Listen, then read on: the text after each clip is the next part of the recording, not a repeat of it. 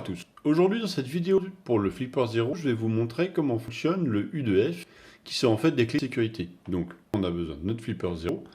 Pour rappel, les clés de sécurité, c'est ce genre de choses. Donc là, c'est une clé de chez Yubico. Ce genre de clé, ça vaut déjà une soixantaine d'euros. D'accord. L'avantage de celle-là, par contre, c'est qu'elle fait NFC. C'est pour ça que le coût est un petit peu plus élevé. Donc les clés de sécurité, donc on a les YubiKey de chez Yubico qui sont très connus dans le secteur. On a aussi les Google Key Titan. Et il y a des projets open source qui vous permettent de faire votre propre clé. D'accord. Et notre Flipper Zero, ici, nous permet aussi d'avoir des systèmes U2F.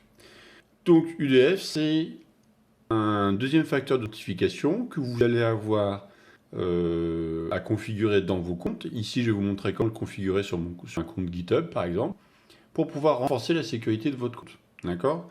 Donc, vous allez pouvoir ajouter autant de clés que vous souhaitez.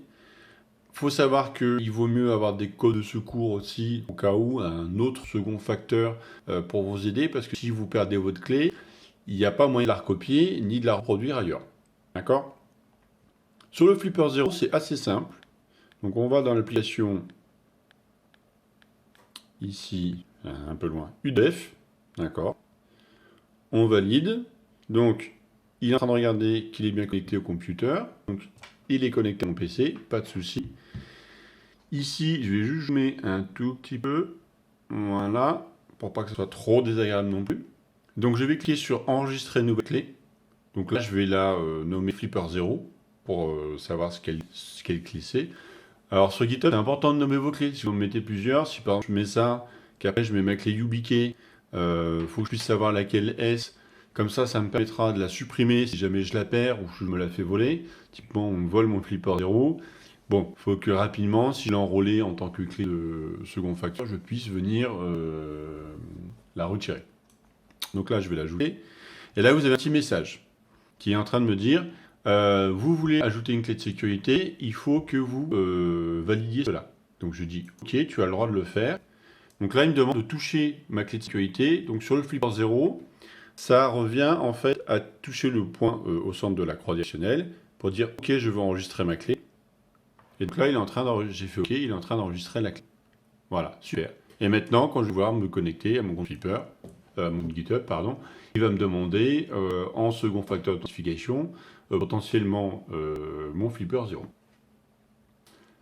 Alors c'est très bien parce que c'est vrai que les clés classiques comme ça a un coût, hein, que ce soit Titan ou YubiKey, comme je le disais, c'est au moins une soixantaine d'euros par clé. Donc c'est un bon moyen de secours au cas où, si on perd la clé ou si on se la fait voler. Je ne vous recommande pas de le mettre en seul second facteur, une fois encore si vous la faites voler, etc. etc. Par contre, il y a un gros bémol là-dessus, c'est que autant une clé comme ça qui vaut son prix, elle fait NFC. C'est-à-dire que cette clé-là, si je l'enregistre sur mon compte GitHub et que je veux me connecter sur GitHub avec mon téléphone qui fait NFC, eh ben j'ai juste à faire lire sur mon téléphone et ça fonctionnera. Alors qu'avec le Flipper Zero, ça ne fonctionnera pas, sauf si j'ai un câble USB-C, USB-C pour pouvoir la mettre sur mon téléphone. Et là encore, j'avoue que j'ai pas essayé. Donc ça vaudrait le coup de faire le test pour voir si ça peut fonctionner. Mais j'ai pas l'adaptateur pour l'instant sous la main pour faire ça. Donc je verrai si je peux faire le test ultérieurement. Je vais bien réussir à me faire prêter ou à trouver un adaptateur pour être très très cher pour faire ça.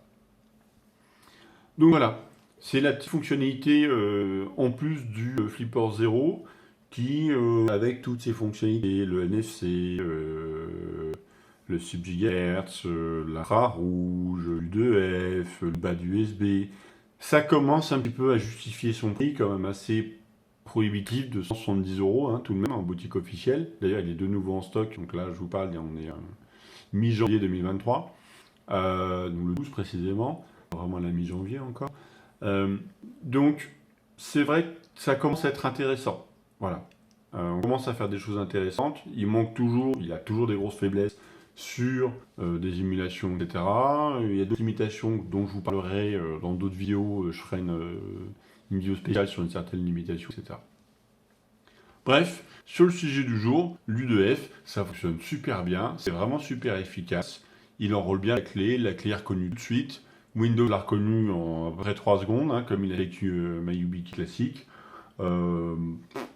Aucun problème.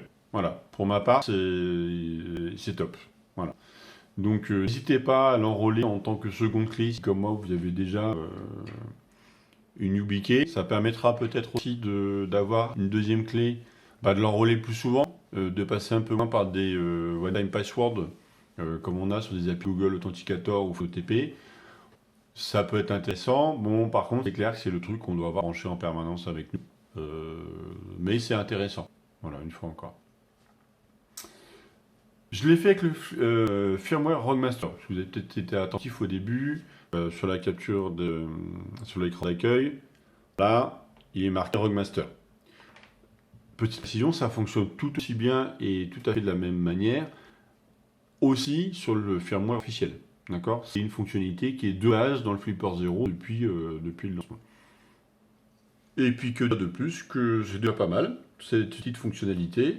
Je vous dis à très bientôt dans une prochaine vidéo. N'hésitez pas à vous abonner à la petite cloche pour recevoir la notif et à vous abonner à la chaîne. Laissez vos commentaires, notamment de suggestions, parce que c'est vrai que là, l'U2F, je n'avais pas forcément prévu de le faire tout de suite, mais on m'avait, entre guillemets, suggéré de faire un petit point là-dessus. Donc n'hésitez pas à proposer des sujets ou à proposer des choses un peu plus particulières, à commenter, toujours, j'essaie de répondre le plus possible. Voilà, merci, à la prochaine, ciao!